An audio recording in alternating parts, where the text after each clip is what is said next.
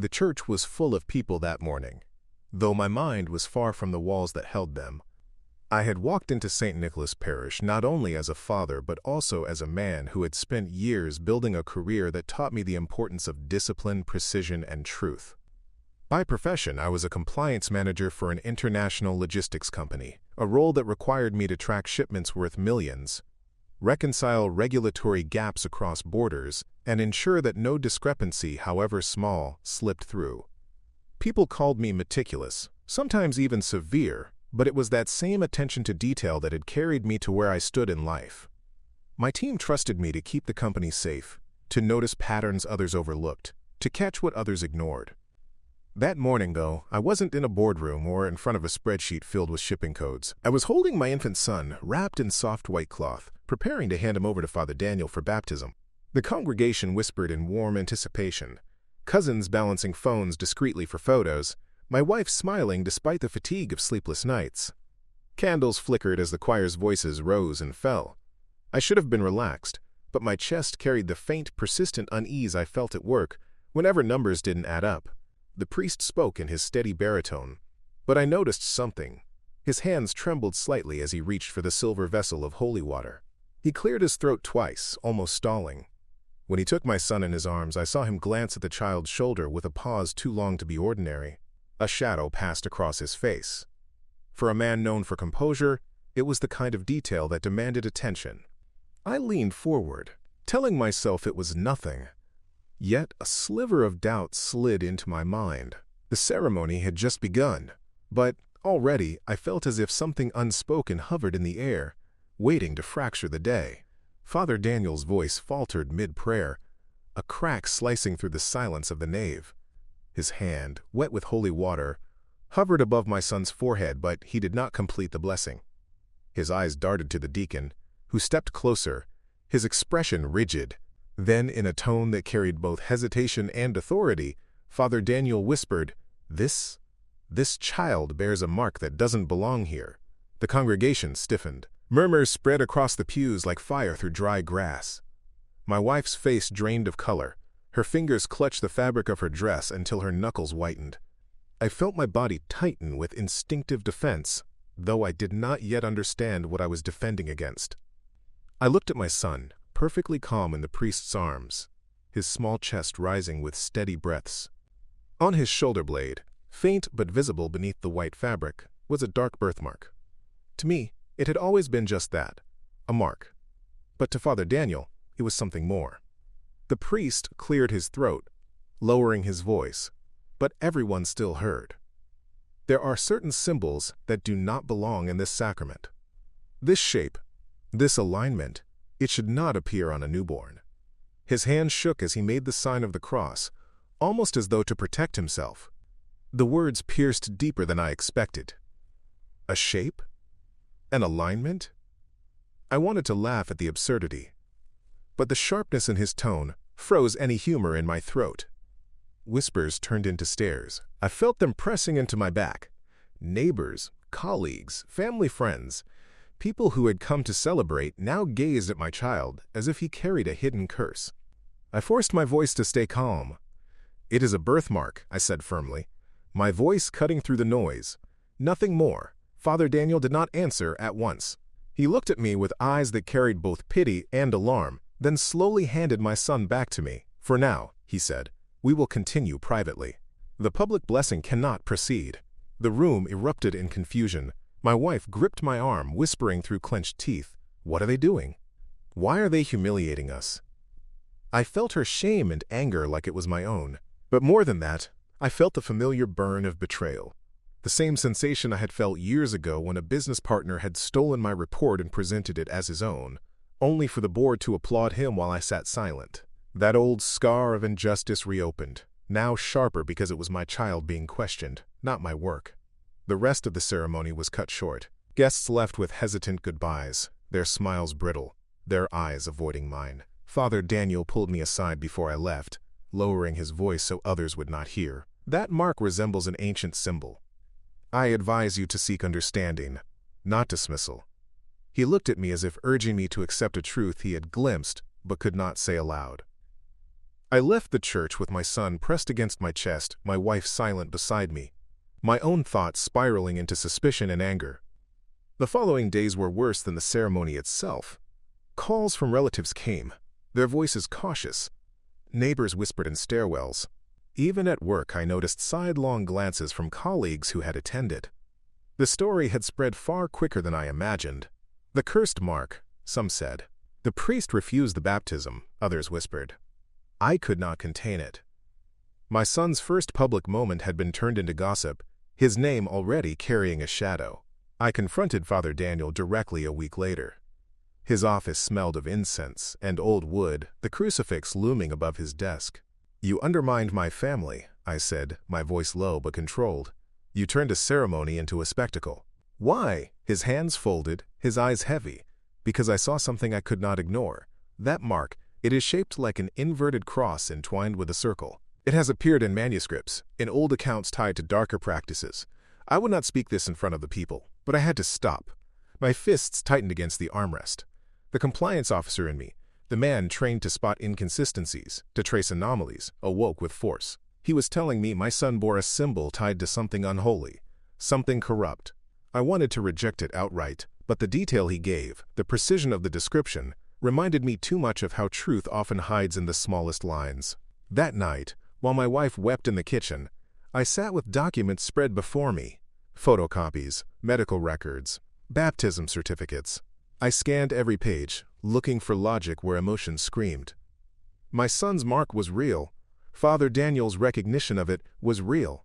What wasn't real yet was the meaning. But meaning, like any hidden inconsistency, could be uncovered.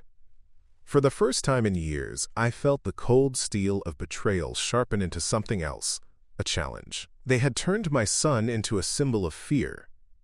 I would turn him back into a symbol of truth. In the days that followed, I moved through my routines with the composure of a man at work investigating a breach, though this breach was not in shipping manifests or customs codes. It was in my family's dignity.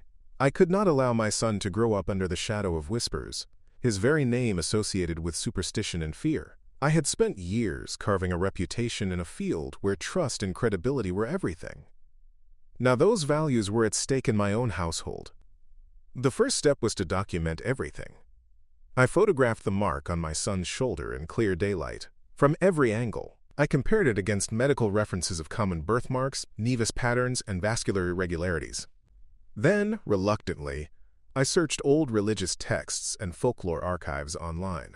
My screen filled with images, crude sketches of inverted crosses, circles, serpents devouring their tails. None were identical, but some came uncomfortably close. I saved them, arranging them side by side, training my eyes to notice alignment, proportion, variance. At night, I felt my wife's quiet resentment pressing against me in the dark. She did not want this investigation. She wanted it to vanish, to be forgotten, buried under new memories. "You're making it worse," she whispered one evening, her voice breaking. "You're feeding the same fear that destroyed that day. He's our son. He's perfect." I took her hand, pressing it against my chest. "He is perfect," I said, "but they won't believe it until I prove it. And if we don't prove it, they'll define him by that mark before he can even speak." Her tears convinced me of one thing. This was not only about disproving the priest's claim. It was about building a defense strong enough that no one, church, neighbor, or colleague, could twist the narrative again. I had fought battles in boardrooms before, where contracts worth millions hinged on one misunderstood clause. This was the same, only now the stakes were higher. I turned to my professional skill set. I was trained to see patterns others ignored, to track inconsistencies across data points, reconcile evidence, and build airtight cases. I created a file labeled Case Baptism Incident. Inside it, I placed the photos, transcripts of conversations, dates, names of witnesses. I even noted the exact words Father Daniel had spoken. "This child bears a mark that doesn't belong here." Those words would matter later, because words, once documented, could not be reshaped into something softer or less damaging. Slowly, I began to map the players. Father Daniel, the authority who had planted the seed of suspicion. The deacon, his silent witness. The congregation, my unchosen jury, already poisoned by implication. And then there was me, the father, the professional investigator of patterns, now forced to defend not a corporation but his own family. My strategy formed in phases. First, establish scientific legitimacy. I scheduled a consultation with a pediatric dermatologist. The doctor examined the birthmark under proper light, ran dermoscopic imaging, and confirmed in precise language. This is a congenital melanocytic nevus, benign, non-progressive. Common in approximately 1% of newborns, I requested the statement in writing, on official letterhead. That document became Exhibit A in my growing file. Second, I needed to confront the religious claim. I studied canon law, the Church's own regulations on sacraments. Buried within the texts was clarity. Baptism could not be withheld from an infant on account of physical markings, perceived symbols, or superstition. The law was explicit. I highlighted the passage, printed it, and slipped it into the file as Exhibit B. Third, I prepared for the social dimension. Rumors, once seeded, required counter-narratives to neutralize them. I began drafting a measured public statement, calm, precise, devoid of emotion, but heavy with evidence. It was the same approach I used in corporate audits. No anger, no drama, only facts arranged so tightly that denial became impossible. Yet even as I built the strategy, doubt whispered at me. What if Father Daniel had recognized something real? What if the mark did resemble a forbidden symbol too closely for coincidence? The thought gnawed at me. I confronted it directly by consulting a professor of religious studies at the university. I showed her the photos, expecting hesitation. Instead, she dismissed the priest's reaction with cool authority. "This does not correspond to any known heretical sigil," she said. "It is a birthmark." Nothing more. Her statement, signed and stamped, became Exhibit C. Piece by piece, I constructed a fortress of evidence around my son. The anger that had flared on the day of the baptism cooled into purpose. I was no longer reacting, I was calculating. And, like every calculation I had made in my career, the numbers would align if the process was sound. By the third week, my file was thick enough to feel heavy in my hands. I held it late at night, flipping through its pages. Medical proof, legal precedent, academic testimony. Each document was a brick in the wall I was building against ignorance. But walls alone were not enough. At some point, I would need to step into the open and confront Father Daniel. And through him, the entire narrative that had been written for my child without consent. I did not fear confrontation. I feared silence more. Silence was how lies grew. And I had already decided, no one, not even a priest, would write my son's story for him. The day I chose to act, I felt the same clarity I had known in my professional life. When presenting findings to a boardroom full of executives who expected polished truths but not uncomfortable realities. I had my file in hand, thick with evidence, organized in a way that no ambiguity could survive. This was no longer a private grievance. It was a case, and I was ready to argue it. I requested a formal meeting with Father Daniel, and he agreed, though the hesitation in his voice told me he suspected my intent. We met in the parish office, a space lined with icons, soft light falling from stained glass windows. The deacon was present, sitting slightly behind the priest, as though to serve as witness again. I set my file on the desk, its weight deliberate, and began not with anger but with composure. "Father," I said, 3 weeks ago you stopped my son's baptism in front of dozens of people. You declared publicly that he bore a mark that did not belong. I have assembled documentation to address what you claimed. You will hear it now, and you will correct what was said." His lips parted in protest, but I raised a hand. "Please allow me to present first." I opened the file. Exhibit A, the dermatologist's statement. I read it aloud, my tone steady. Exhibit B, canon law excerpted and highlighted. I slid the document across the desk so he could see the words himself. Exhibit C, the professor's evaluation dismissing any link to forbidden symbols. One by one I laid them before him, the sound of paper against wood echoing in the small room. Father Daniel shifted, his hands tightening around his rosary. His voice, when it came, was softer than I expected. I reacted in the moment. I saw something that startled me. Perhaps I overstepped. I leaned forward. "Startled is private. What you did was public. You stopped a sacrament and branded my son in the eyes of the community. That is not overstepping. That is an injustice, and injustices require correction." The deacon cleared his throat, but I continued, pressing the strategy I had rehearsed. "You will issue a statement affirming that the mark is a natural birthmark, medically documented as benign. You will confirm that baptism cannot be withheld for such reasons. And you will complete the ceremony in full, in front of the same congregation, restoring the dignity you took from my family." For a moment, silence filled the room, thick with tension. The priest's authority was real, but so was mine, the authority of facts, of evidence arranged without flaw. He had underestimated me, as others had before. He had expected passive acceptance. What he found instead was a father unwilling to yield ground when truth was at stake. Finally, Father Daniel exhaled. "I see that you are prepared. I will reflect on what you've brought." "Reflection is not enough," I said. "Action is required." That night, I drafted a letter to the diocesan council. I attached the file as supporting evidence and submitted a formal complaint. It was a precise document, structured the same way I would report a regulatory breach: statement of incident, supporting evidence, applicable law, requested resolution. My professional discipline had become my shield, and I wielded it without hesitation.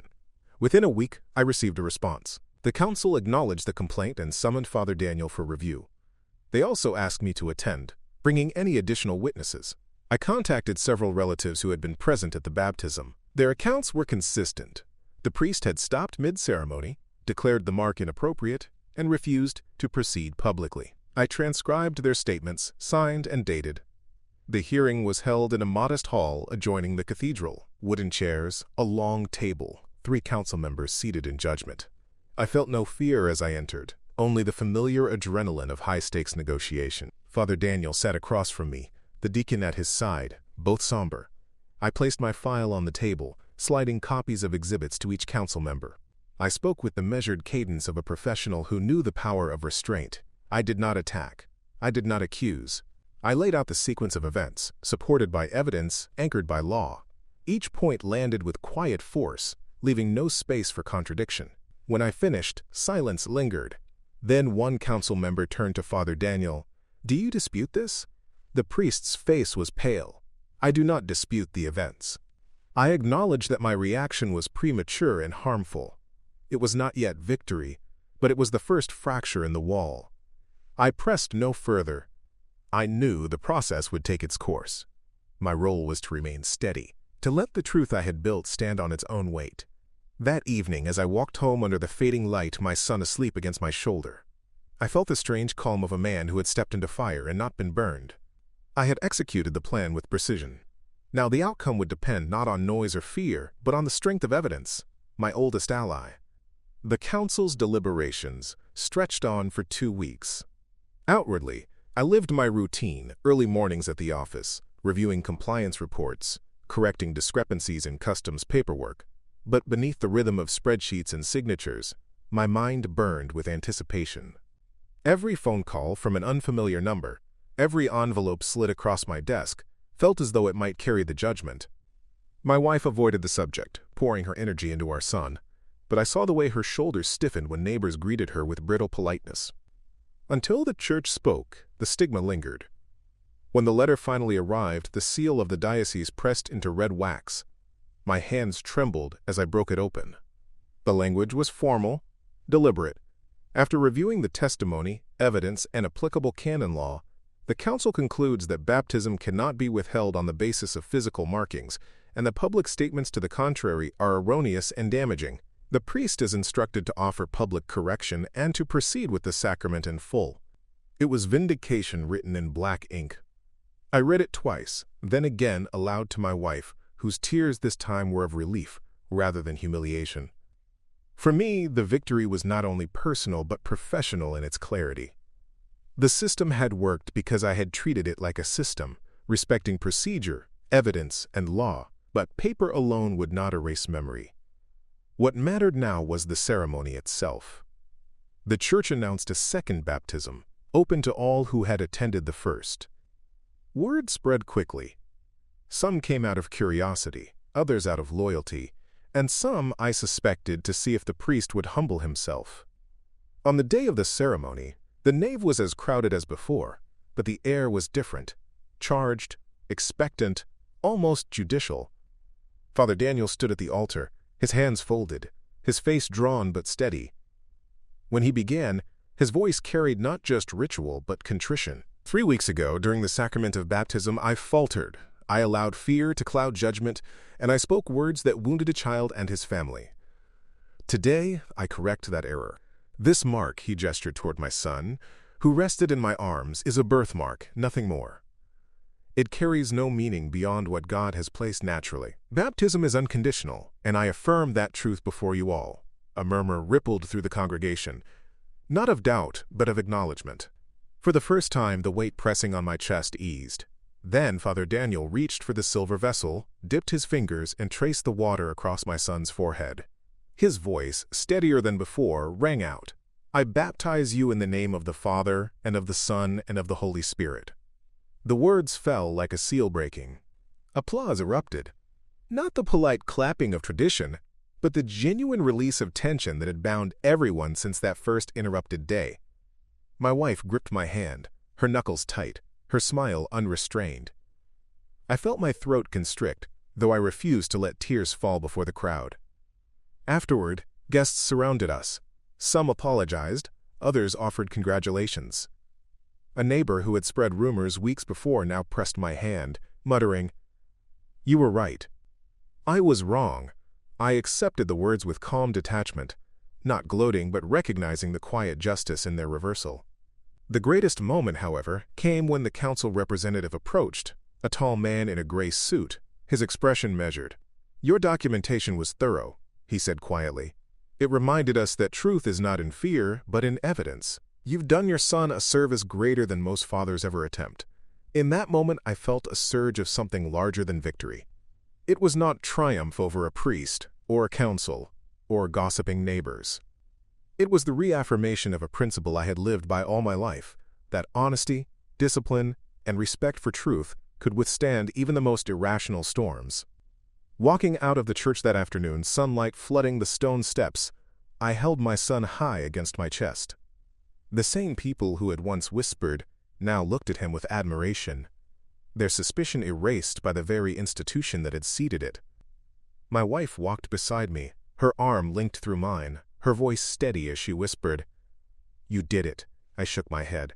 "No," I said softly. "We did it." But more than that, truth did it. The mark on my son's shoulder had not vanished. It would remain, as all birthmarks do. But its meaning had been transformed. No longer a stigma, no longer a whispered curse. It had become a symbol of resilience, of a battle fought and won, not with anger but with discipline, strategy, and faith in evidence. Weeks passed, and the storm that had once surrounded us gradually faded. At first I braced myself for lingering suspicion, for the kind of sideways glances that had haunted us after the first ceremony, but instead people treated my son with warmth, almost protectively, as if the ordeal had reshaped their perspective. The whispers stopped. The shadows dissolved. What remained was a story retold not as scandal, but as a lesson. The priest who erred, the father who stood firm, the child who was baptized in dignity. At work, I found myself reflecting more often on the parallel between what I had done for my family and what I did every day in my profession. In logistics, I had always argued that rules, when applied with integrity, protect people, not merely goods. Now I understood that principle in its purest form. Evidence had defended my son's honor just as surely as it defended the credibility of multi-million-dollar contracts. Truth, when arranged and presented carefully, could silence fear. One evening, I held my son while he slept, his small chest rising steadily, the faint mark visible beneath his shirt. My wife sat beside me, calmer than I had seen her in weeks. "Do you ever wish it hadn't happened?" she asked quietly. I thought about it for a long moment. "No," I said finally, "because if it hadn't, we wouldn't have learned how strong we are. We wouldn't have seen how fragile truth is until someone defends it." She nodded, her eyes reflecting the weight of that truth. I also thought of Father Daniel. He had been humbled, but he had not been destroyed. In fact, in the weeks since, I noticed his sermons carried more caution, more humility. Perhaps he had learned that authority without evidence collapses under its own weight. In that sense, even he had grown. Justice had not ruined him, it had corrected him. And that, I realized, was a greater victory than vengeance could ever bring. The moral of it all crystallized in me with a clarity sharper than any contract clause or compliance code. Never underestimate the quiet strength of integrity. My son would grow up carrying a mark on his shoulder, but thanks to this battle, it would no longer be a symbol of doubt. It would remind him that his father refused to yield to fear, that respect and truth are not given but defended. Life settled again, but I was not the same man who had walked into that church on the morning of the first baptism. I was steadier, sharper, less willing to let silence dictate meaning. Injustice would always exist, sometimes from greed, sometimes from ignorance, sometimes from fear. But no matter its form, it could be dismantled by discipline, evidence, and resolve. As I carried my son into the sunlight one Sunday after Mass, his small hand gripping my finger, I felt the quiet certainty of a man who had faced injustice and prevailed without anger. Respect had been restored, not only for my family but for the principle itself. And as I looked at my son's sleeping face, I knew the mark on his skin no longer defined him. What defined him was the truth we had fought for and won.